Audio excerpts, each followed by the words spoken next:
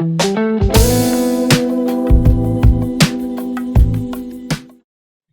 bing, bada boom. The Geeks are back, baby. And we're here with the man himself, Stuart, the He-Man Austin, coming off big PFLW. How we feeling, Stuart? Back in the mix. Feeling awesome. Back in the win streak. Yeah, win streak of one now. On the move. Let's Moving go. up. Hey, gotta start somewhere, bro. I'm just playing. But how we feeling? Great performance, dominant performance in my eyes. I don't know what the judges. I think one of the judges had it some funky score, but clearly he wasn't watching the fight. What are your takes coming off that fight? How'd you feel in there? Yeah, I felt great. Yeah, felt really good. I played it a little safe. I think hindsight, looking back at it, there were opportunities for me to do a bit more damage, perhaps look for a sub. But it was one of those ones I kind of wanted to tie him up and give him no opportunities at all. So I was like, it kind of made me more dominant, but I could have taken a couple more risks. But generally, I think, I didn't really get caught with anything of substance. So it's like, I'm happy with the performance. Yeah. Oh yeah, definitely still an entertaining fight. You know, the fans were going nuts in there. How was the atmosphere in Copper Box Arena? It was awesome. I love the way Americans say Copper Box Arena. just, yeah, just the copper box. Yeah, no, it was really cool. Because obviously I've not been the hometown guy for a long time now, like since I fought in front of a home audience. So it was actually amazing. Like I got after the fight, I was like got emotional. I had like a moment of it's really sad that like having like a few hundred of my people there, and then all the other English fans, English versus a Frenchman, so everyone was cheering for me. I got teary. I was literally getting, it was so dumb. I was like, oh no, people love me so much. Oh, it was hilarious. People were very confused at why I was crying. Hey, it's good But to feel that love. I feel that. You haven't been the hometown guy in a while. What was the reception like? Were you going crazy with the boys? You hit the pubs or what you do over there? After I cornered someone after, so I was cornering the same night on the same show. So I got out at about like 11:30, and kind of like the stress of that, I was absolutely knackered. So me and my lovely lady, we went back to the hotel, hung out. It was great. I love, because I'm such an MMA fanboy. So I got to talk to Randy Couture for a bit. Got to speak to some of the other guys. Oh, it's to me that's so fun. And then we just went for a walk. Yeah, I'm getting old now. I'm not the going out getting lashed up sort of fire. I'm go for a walk with my lady. Oh yeah. Oh yeah. And then obviously that was August 20th. A huge day for British combat sports. Just to list a few here. I mean, we had PFL in London, Anthony Joshua boxing match, Mike Perry versus MVP, and then UFC 278. My question for you, who had the bigger win for England on August 20th, you or Leon? Come on, brother. Come on. Yeah, Leon. I love Leon to bits, but come on. Agreed. Who is that? I for a second there, I had to remember my opponent's name. It was the Austin Bakuchu, the big Austin Bakuchu fight everyone was talking about. Come on. It took me about a second to like wait, but Bakuchu. Yeah, it was the whole night was amazing. Like the AJ fight, it was one of those ones, wasn't it? Like it's been long discussed. I think he's fighting a better guy. It just is what it is. Sometimes someone's just better than someone else. But the event, was still pretty amazing by the look of things. Um, the BKFC, I've only seen snippets of, but yeah, I don't know. I've kind of dipped in and out of it. There are some things that are kind of entertaining, but it's kind of still a weird new world. But yeah, but like I mean, Leon's all kind of anyone's been talking about for a while now. It's amazing because he started in like a gym that my first gym. He was at a gym that was right up the road, and we would sometimes go up there and train with some of the same people. So we've kind of like he fought some of my friends back in the day, and yeah, it's cool. Like he's I would say our careers are parallel, but sort of. But then he's significantly more successful than me. But yeah, I'll get on the back of that. We have parallel careers. Our paths to the top have been the exact same. Yeah, Let's go. no. I got another question for you. You brought it up, and now I'm super interested to know. You're talking with Randy Couture. What are these conversations like? You are a coach now in your own, your own thing across the pond. What are those conversations like? Is he giving you, golden nuggets, or are you guys just shooting the shit? I mean, it was just nice. He came up to me in the bar and he sort of congratulated me on the fight, said he enjoyed it.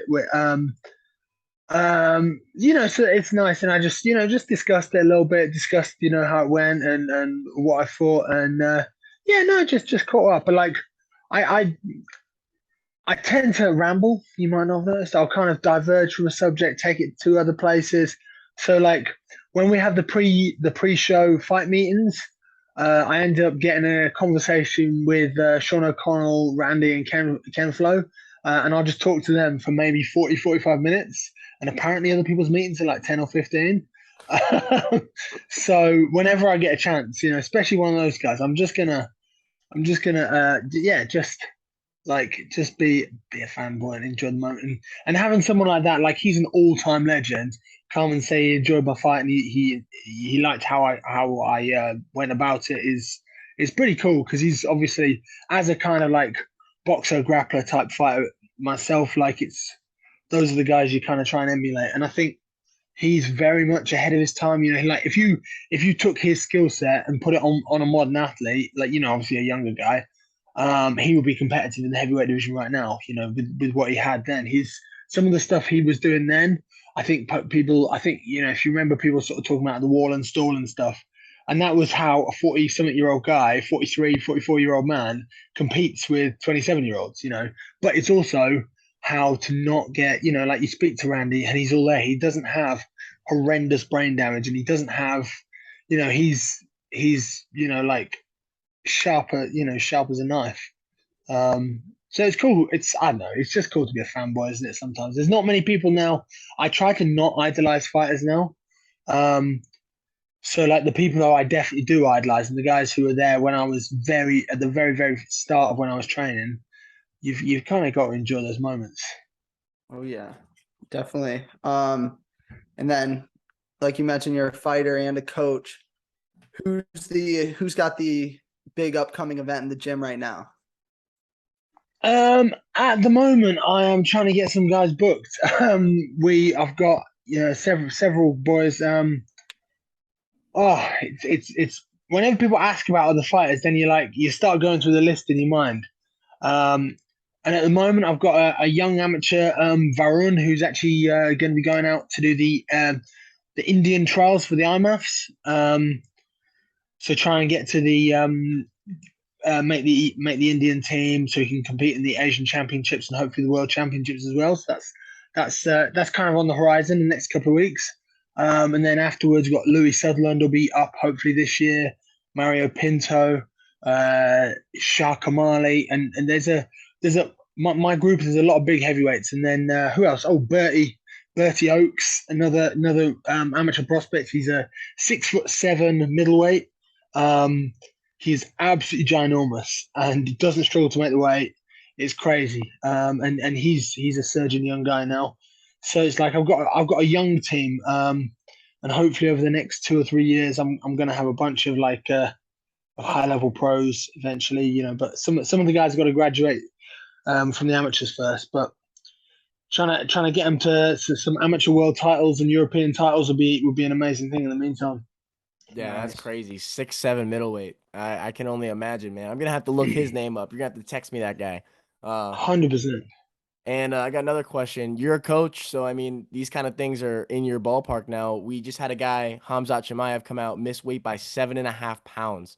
Um, what are your thoughts on missing weight? He obviously, sounded like he wasn't really gonna make it, early in the week. What's kind of your view on that? Do you think he should have really fought on that card, or you think he should have been more penalized? Because a lot of guys are kind of taking the side of like, why did that all just get rearranged when he kind of should have just got ditched? Um, on the one hand, I come from a judo background, so it's judo's the same as wrestling, the same as boxing. If you fail weight, like the Olympics or World Championships, then you don't compete. That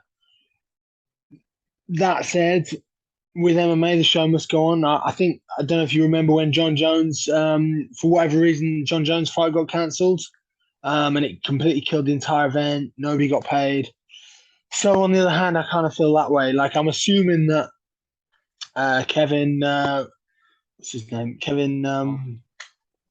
Holland. Yeah, yeah. I'm assuming Kevin Holland got well compensated for that because let's be honest, he's the guy who got the shit end of the stick there. Like going from fighting a striker, a guy who's primarily a boxer to just an absolute top control wrestler. Especially like not being funny, but his style.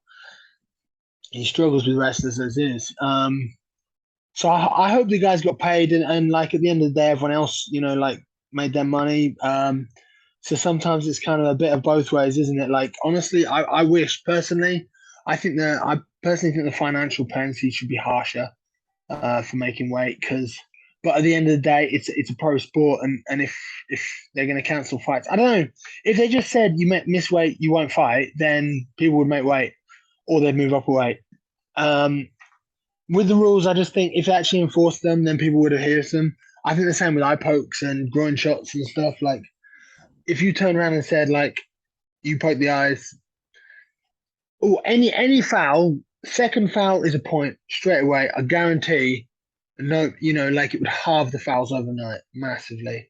And I think with weight as well, if you just suddenly started saying to people 40% of your purse, 50% of your purse, or even better, just say, okay, no fight, the other guy get his money. But it's just very hard when it's main events. That's what people are paying. That's what their tickets are about, isn't it? And when people are paying hundreds of dollars for a ticket, and then the person they're turning up to see doesn't appear, it's a hard one to know what to do. Yeah. Do you think that the press conference cancellation, missed weight, rearranging fights, do you think that helped or hurt the card as a whole this past weekend? Yeah, I don't know. I think the rearranging fights. I mean, obviously, barring Kevin Holland, I think the other fights were way better. I mean, nobody wanted to watch Nate get slaughtered by Kamzat, did they? Nobody was interested in that fight. It was always going to be a bit uncomfortable to watch that. We knew what was going to happen. And Nate versus Tony was a fun fight for a couple of older guys. Yeah, it was quite exciting, and with a fun finish. Then I don't know. The whole card was good, to be fair. The undercard like sort of really lived up. So like it is what it is. I kind of think for a pay-per-view event, for a big numbered event, it was a little bit light, wasn't it? Really, like in terms of name power. There's no title fight on the card, and I don't know what you're gonna do. They can't all be amazing, but it actually like a lot of the undercard fighters like that the body kick that girl landed, that liver kick, up kick was kind of a cool one. It was crazy. That was crazy. Yeah. Speaking of crazy finishes, one in your weight class that happened a week back, 2 weeks back. That Paris card, Cyril Gane and Tai Tuivasa. Like, what are some takeaways that you have from that fight? Because my takeaways are that Tai Tuivasa's got a granite chin, and that Cyril Gane is like gonna be a champion in the future eventually. Cyril's amazing. Like he's legitimately amazing. They kept talking about how he's only been fighting 4 years, and I was in my head. I was like, "What are you talking about? He's definitely been fighting longer, and he's been professional for 4 years. That's insane. He's so good. Like it is just absurd. Like his body kicks are just. It's something I think a lot of guys have been doing a lot more recently. Those kind of snap kicks to the body. I know. We work on him a lot, but the way he just doesn't, he's just so disrespectful with them. Like he's just going to throw it as fast and hard as he can, and then he's going to run and get out of the way of that right hand that's coming back after him. It is brutal. I can't imagine. Like it kind of a testament to Tai Tuivasa as well, because it's not like just like eating one on the chin. He was hurt real bad by a lot of those kicks, and he just can't try to force his way through them. But let's be honest, Gane is the real deal. It's amazing. I mean, there's so many fun fights at heavyweight at the moment. I don't know if you saw. Do you see KSW that just happened? I heard there was a big event. I didn't get to see it. KSW generally put on a pretty good show, but the heavyweight main event, another British guy, Phil DeFries, just submitted Ricardo Procel, who's a former professional soccer player, played for Chelsea. Wow. And he's 6'6" or something. He's a big dude, athletic, Brazilian Jiu-Jitsu black belt, and Phil just absolutely schooled him. Is really impressive. I've trained with the guy, and when I trained with him, I was like, "Wow, this guy's good." But then seeing it's all very well in the gym, but having the comment, he ended up finishing the guy with a no hooks rear naked choke, and it's a setup that you're just like you watching. You're like he knew exactly what he was doing. It was pure confidence. It's amazing. First round. It's worth checking out as a heavyweight fight. He's one of the best. He's the best heavyweight outside the UFC right now. I personally think, and I think he would he could mix it up with anyone in UFC, Bellator, PFL. He's a really great addition to any show. But yeah, it's worth checking out, Phil. I will watch that immediately Yeah, for after sure. we're done here. Staying at heavyweight, jump into PFL. What's your prediction for who wins the championship? Anton Delija or Mateusz Scheffel? Well, they've fought this year. Anton smashed him. Anti even. Anti smashed him, knocked him out. And he's looked really, really good this year. His wrestling's been good. Striking's been good. And he's, like last year when he lost in the final, he dug deep for 5 rounds. Like he got his ass. He basically got knocked out twice in that fight and powered through it. I think it's his time. I think he's red hot at the moment. Like he's a really good fighter. So I think him. That said, this year PFL heavyweight has just been full of upsets. I think Renan was probably the favorite at the start of the year. Obviously Bruno as well, and people are getting beat left, right, and center. Mateus beat Bruno Capoloza, so that's a huge win under his belt. And then he just beat was it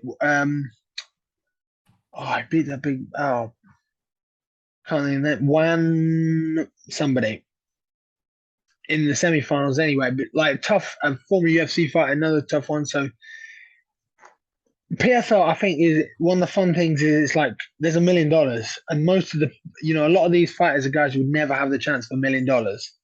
So people go crazy, People are fighting on another gear. There people are one level up from what they can normally do. For sure. I think that $1 million is starting to stick out to a lot of people. They're getting a lot of really big signings lately, for sure, like Thiago Santos and Shane Burgos a few weeks back. It seems like PFL is really, really starting to take a step up into that upper echelon. Yeah, I mean, personally, for me, I feel like PFL is the number 2 show right now. To be honest, there's no real measurements, but right now they're the people who are pushing the boat, making the big acquisitions and stuff. And I like it, but I also I like that a lot of their guys have come from within the PFL. They're guys who've won a tournament. There's a couple of people who've won two tournaments, and they're kind of making their own name off being a PFL fighter. And if anything, they're making their name off beating UFC guys who come over. Mm-hmm. Stevie, have you seen Stevie Ray fighting? He's going to be in the lightweight finals. Yep. He beat Pettis twice. Submitted Pettis. Pettis made an excuse about, I wanted to. I didn't want my ribs injured. Yeah, because you had to tap. The same reason that if you extend my arm, I tap because I don't want my arm broken. Yeah, that's how it is. Because he wanted to fight in the semis and he fought, and the same result. He didn't get the finish. Stevie didn't, but he clearly won the fight. So it's super cool though, because like a guy like Stevie, I think he was 7-4 in the UFC, which is it's a very, very respectable record. That's upper echelon, especially at those smaller divisions. And now, man, I'm so hoping he wins $1 million. That guy is such a nice guy. He's a family man. kind of the nice thing with PFL. It's performance based. At the UFC, he's never going to get a push because he's not the crazy guy who chats like a dickhead. But he's a super, super nice guy, family man, really down to earth, hard worker. Um, and hopefully he goes home with a giant 7-figure check. I'm 100% on board with that. Yeah. Another one that I think is kind of like a lock for me is Rob Wilkinson's coming out against Amari Akhmedov. And talk Mm. about momentum, man. This guy Rob is freaking annihilating people right now. What do you think about that? That's a lock, right? He's looked amazing, hasn't he? And moving up a weight division, he looks big and jacked. He looks in great shape. I think he's another guy. Yeah, he got kind of like got kind of a raw deal with UFC. He got fed. He's a striker, and they give him Izzy Adesanya, and it's so like it's again nice guy. Like I met him years and years ago on a European show that I fought on, and he was a super nice guy then. So again, it's cool, and he's putting people to sleep. Going after people, which is that's what we want. That's what MMA fans want to see. So yeah, so I'm excited for that. But Akhmedov is as real as they get. Anyone who's got a Akhmedov or a like Rabadan or something like that. As soon as you get one of those guys, you're like, oh, fuck's sake, this guy. Like nobody wants those guys. Oh, for sure. For So sure. He's 23-5, apart from the 400 fights he had that are not on his record. yeah, nightmares. All right, well, we got 2 minutes on the clock. You got any last final shout outs you want to make? Any people you want to give some extra He-Man hype to? I don't know, just thanks to the usual team. Thanks to Rowan, Katsu, Marcus, Paul, helping me out a lot, coaching me. First round management as well, looking after me, treating me good. Yeah, that's basically it. Thank you. No problem, Ragusi. You got anything else for the He-Man before we get him out of here? No, just thanks for coming on. It's always a pleasure to chat with you. Thank you very much. Let's go. That's the He-Man, Stuart Austin. Look for him back on PFL next season. Most likely, yes. I don't know. Somewhere. Let's do the hashtag He-Man for PFL. We'll start it. We'll run up the numbers on it. Let's go. Let's get you back in there. Let's get it going. That's the He-Man. We're the Geeks. Thanks for tuning in. Let's go. Fins up.